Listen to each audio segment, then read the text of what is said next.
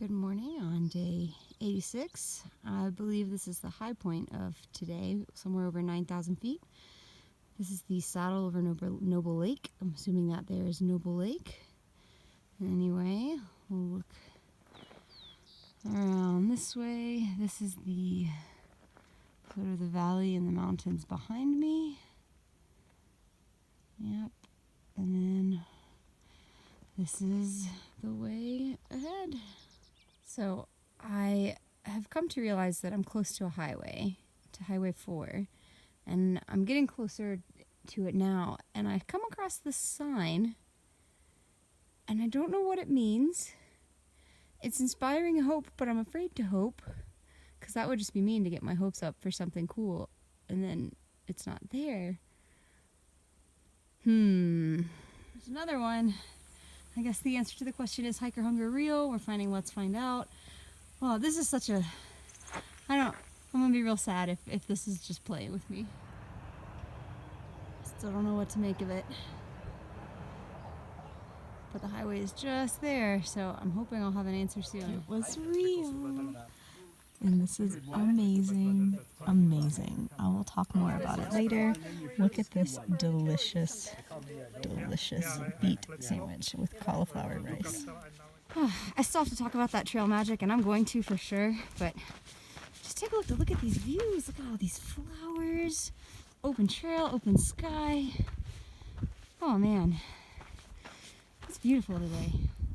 Alright, so I just want to know if this happens to anyone else. I walk through scenes like this, and in my brain, there's always this chorus going, "The hills are alive with the sound of music," and all that jazz. But yeah, it's just gorgeous, and that is what happens to me in my head when I see like just gorgeous hillsides like this. Hope I'm not the only one. It's another hills are alive music. I've been walking to get up on top of this little ridge here, and this is the view I was greeted with in front of me. It's actually a pretty good 360 with what's behind me as well.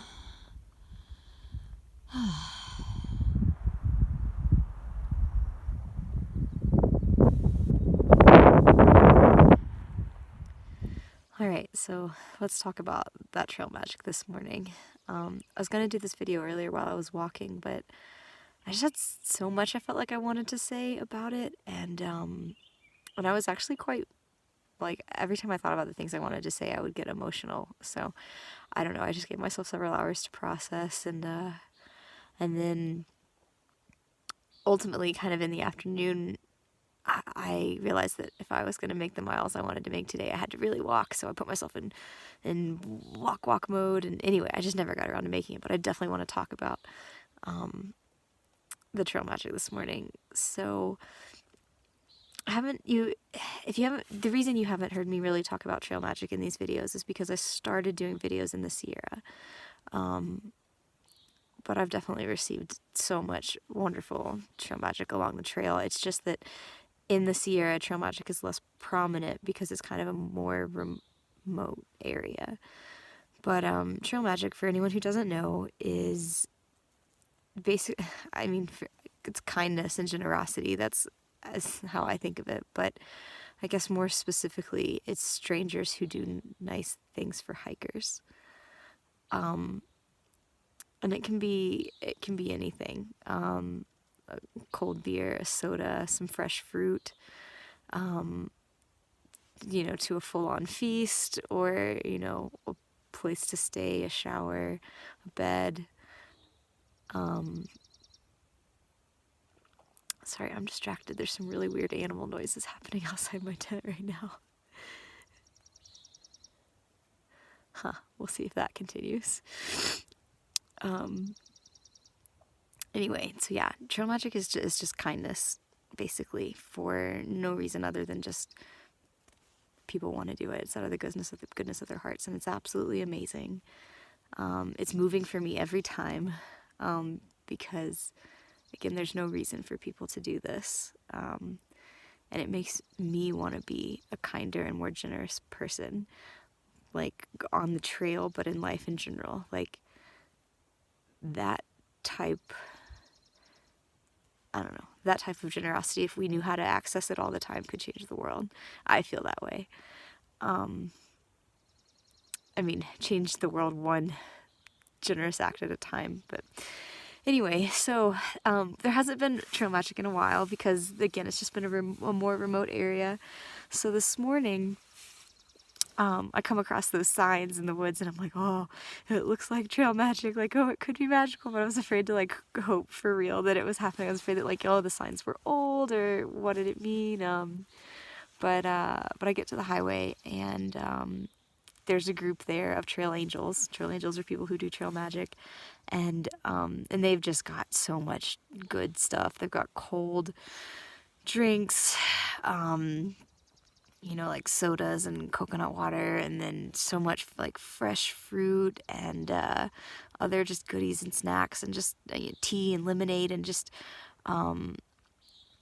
they were prepared for like vegetarians and vegans as well, and I'm vegetarian, and so Alan, who I'll talk about more in a minute, the main guy who heads this up, made me this delicious beet burger sandwich, and I'm not a beet lover, but it was so good. And so yeah, it was just really, really neat. Like, obviously they had quite the spread there and they were waiting for us, and so it was just beautiful, beautiful. And we wanted to know a little bit about, who they were, what they're about, why they do this. A lot of times it's other hikers. It's people who have hiked before, benefited from trail magic themselves. And that same way that I want to spread it as well, like they do, they go back and they do trail magic because they know how much it meant to them. But these were people who were not really hikers, which sometimes happens, which is amazing as well, because that's even more like, oh, why would you be so kind? But the main guy who started doing this, seemed to be the person who really started this, and obviously he's got help and other volunteers and stuff now, but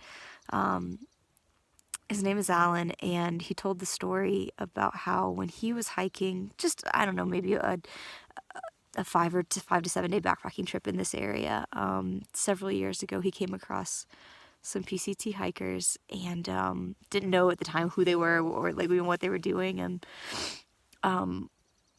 was really blown away by their perspective on life, because when you hike the PCT, your needs and concerns become a lot more basic, a lot more simple. You think about food and water, and then how to stay warm and dry, your shelter, and not a lot more than that. Like, you realize how little you really need in general, and so he just talked to these hikers, and that was the type of conversation they had, and he said it made him look at his own life and think that his life just was crazy. It just didn't make sense. And so he was so moved by that experience that he started doing trail magic for hikers, and he's never done the PCT himself, and he's just grown this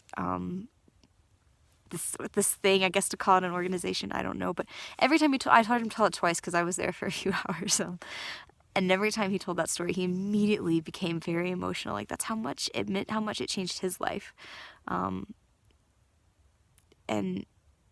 so, obviously a lot of the conversation we're having at this place is how the PCT can be life-changing.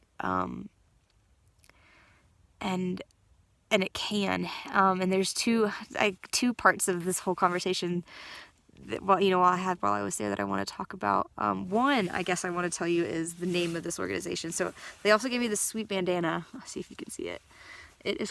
So they are Limit Situation Trail Magic, and underneath that it says the trail provides. The trail provides is something you hear on trail a lot. It's and it's another just beautiful concept of, like, you don't really have to worry about things because you're going to be taken care of. And you see examples of this all the time. You lose something and someone else finds it and they give it to you, or there's something you really need or really crave and suddenly it's there. And it's just sort of this trust that you have what you need. And honestly, and that helps for me, at least, with the talking about generosity and that whole concept, like, if you really believe that you're provided for, like, the trail has got your back, or, you know, if you're not on trail, the universe, if you want to look at it that way, has got your back, then you can be more giving. You can, like, because you don't have to worry.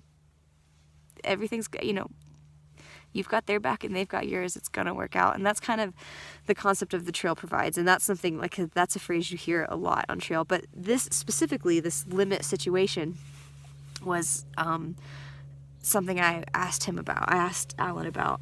He basically described to me a limit situation is when you have reached some sort of personal limit, either mentally or physically. Like, you can't really do more. Like, you're at your maximum, you're at your limit, you've pushed yourself to this point, and because of reaching that limit, your paradigm shifts. He described it, it's a transformative moment. He said you transcend yourself, basically, and it's a moment of spiritual transformation. And I didn't get a lot more details on it than that. I think if you go to, I think that Limit Situation Trail Magic has a website, and I will visit it at some point, but and it will describe more about what they do and what that means. But that's what he described it to me as, and so we're just, and it's true. Like, the PCT can be that for a lot of people. You hit these limits, and it changes you, and you can't really go back to whatever life you were in before the same. You know, you have hit this moment where the way you view the world shifts, and it can be a really, obviously, challenging but beautiful thing. And the one other thing I want to share about my time there this morning was actually something that one of the other hikers said that just really stuck with me. We were talking again about just life, the PCT, meaning, that kind of stuff. And she said, her name, I'll give her credit for this because I thought it was beautiful. Her name is First Row. She's maybe the most optimistic hiker I've ever met. And she said she came out here looking for the things in between. And I just thought that was a beautiful, beautiful way to say it. Because a lot of people come out here and they've been caught up in sort of the rat race of modern life. And realize that something's off, something's either missing or not right, and they kind of quit that world and then end up out here. That's a generalization of a story that a lot of PCTers might have. And when she talks about the things in between, and I'm going to reflect on this more and think about what that means for me, but I think it was just such a beautiful way to, like, realize that we're missing things in life when we're too busy and we don't see things. Like, there's things happening around us that we're not seeing. In between all of the concerns and worries we have, there's something more substantial that we're missing. And I just thought it was beautiful. I just thought it was a beautiful, beautiful way to talk about it. And I'm going to keep thinking about what it means to search for the things in between. Anyway, so it was an amazing morning. It really lifted my spirits, and I realized that I kind of needed that. I'd been a little bit down the past few days, just because this section was hard for me. It's the most alone I've been on trail as well. Like, I've met a lot of new hikers, but most of the group that I was around just kind of dispersed about it when we hit sort of somewhere in the middle of the Sierra, so yeah, I've been sort of in a period of mental and physical challenge, and today just really helped put some of those challenges in perspective and put the whole trail back in perspective. And yeah, so just feeling incredibly grateful, and could babble on and on about trail magic. But yeah, check them out online if you want. I'm going to do that when I get the chance, but yeah, Limit Situation Trail Magic. Yeah, just really, really beautiful. All right, it's bedtime, or at least go to bed time. Take some time to go to bed. Gonna get up tomorrow, do some more miles, and then hopefully the following morning I should be in South Lake Tahoe. Still very excited.